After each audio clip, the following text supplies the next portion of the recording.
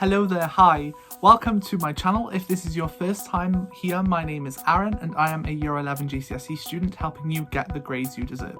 In today's video, I am going to be discussing iPad 10th generation from Apple that was released this year. So this is a follow-up from the iPad 9th generation. I know there has been quite a lot of controversy about this iPad online through different tech YouTubers. I wanted to give my perspective on it as a student, not as someone who's using it as their main work iPad or driver. I am coming out with another video explaining how I use my iPad as a student in GCSEs, but that's not what I'm going to be discussing today. Today's video is going to be looking at whether I think the iPad 10th generation was actually worth it. If I would go back 2 months ago, would I still buy it? I'm gonna talk a little bit about the pricing, the difference between the iPad 10 and the 9th generation, which is still available to buy from Apple. So let's get straight into it. Let's start with discussing pricing. So the iPad 10th generation, it first comes in 4 different colors. I got the blue, but you can also get it in pink, yellow, blue, and I think there's like a silver or black option, but I'm not entirely sure, you'd have to check. The costing of the iPad starts at £499. Now that is a lot. As I'm going to explain, I do genuinely think it is worth every single bit of money that I paid for it. In terms of the specifications for my iPad, I got the 64GB version, mainly because it was the cheaper option. But also, when you think about the other iPad models, such as the iPad Pro, and their lowest storage that they can have, I think it's like 128GB. So I personally went for the cheaper option because it was just, I didn't need the 250GB. Comparing this to the iPad 9th generation, the iPad 9th generation cost about £350. So that is more than £100 different. And to be honest with you, I genuinely do not understand why I didn't buy the iPad 9 instead of the iPad 10. I love my iPad 10th generation, but there's not a lot that it can do that the iPad 9th generation can't. After researching and speaking to a few different people, the iPad 9th generation still supports a lot of the new updates that Apple are putting out with the Apple Store, the firmware updates, all of that. Now, whilst it's true that the iPad 9th generation has a different look, really, in terms of how you use it, there's not that much of a difference. So in terms of price and what you're getting, in my opinion, the iPad 9th generation takes the win. Let's also talk a little bit about the actual memory, the storage of RAM that this iPad has. So Apple have put 4GB of RAM into this iPad, if I'm correct. Now, 4GB is okay. You're gonna find that lower end laptops, which can cost up to £200, £300, are also 4GB. But because it's an iPad, that 4GB is utilized a lot better than it is in computers. You're not going to use your iPad for a lot of heavy things, such as video editing on apps like Final Cut Pro, for example. Now, the iPad can be used to video edit, which again, I'm going to be discussing in another video, but it is more for those smaller tasks. It's for you to be carrying around every day. For me, personally, I'm starting A-levels next year, so I know that this is going to be something which I carry to and from school without having the worry of taking my laptop, which is much bulkier and much heavier than this is. Now, the issues that everyone has been having with this iPad is that for some reason Apple have decided to take away a few of the features that they've implemented into the Pros.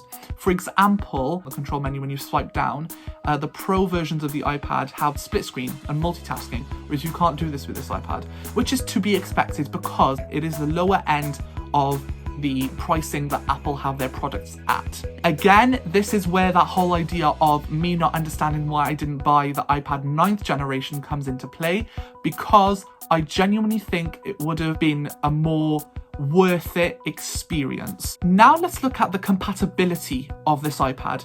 So this iPad has not got Face ID, but it does have Touch ID. Now, a lot of people have been saying this is an exact replica, basically an exact replica, without a few things which I'll move on to, of the new iPad Airs, because again, the iPad Airs have that, they have the Touch ID at the home button, they have the same screen size, basically the same cameras. In terms of the iPad Air or the iPad 10th generation, again, if those are your two options, the iPad Air is the one to go for. But I'm saying a lot of bad things about it, or it may seem like I am, but really, Again, for those simple tasks that you need doing, video conferencing, if you're doing your homework, Google Classroom, Google Drive, Word documents, PowerPoint, slides, any of those things are going to be absolutely brilliant on this iPad because it does everything you want it to. A really nice thing about this iPad though is that instead of having the camera at the top by here, it's got the camera on the side, so when you are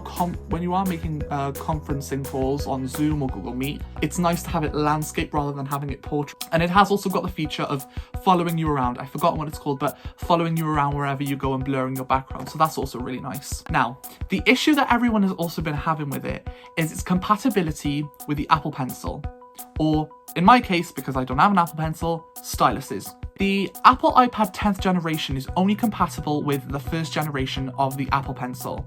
And the Apple Pencil for the first generation is really, really annoying because you have to plug it into the device to make sure it's charging. So imagine what that's going to look like if you're on a flight, or you're on your way to school, or you're in school and you're just charging your Apple Pencil with it sticking out your iPad. The iPad Air actually has the Apple Pencil 2nd generation compatibility where you can charge it whilst using the iPad, where it just snaps onto the top. Also, the ports have changed for this iPad, so you're going to need to buy an additional dongle, which is going to cost more money to actually charge the first generation Apple Pencil, which is why I opted for a third-party stylus.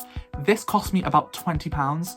It was cheap compared to the Apple Pencil, and it still does everything I need it to.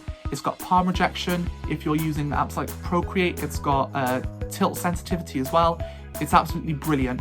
I would not recommend buying the first generation Apple Pencil with the 10th generation iPad because you are going to waste your money. Buy yourself a third-party stylus.